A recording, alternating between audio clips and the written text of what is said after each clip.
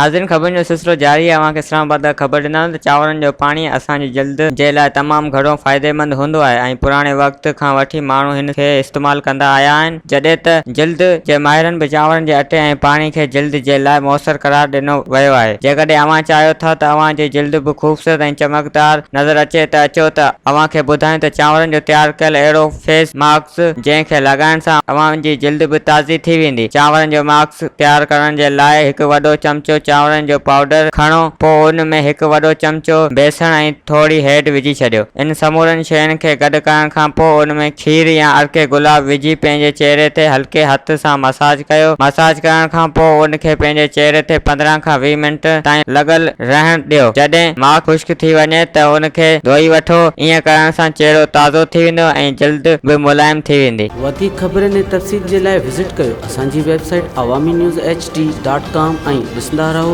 Awami News HD।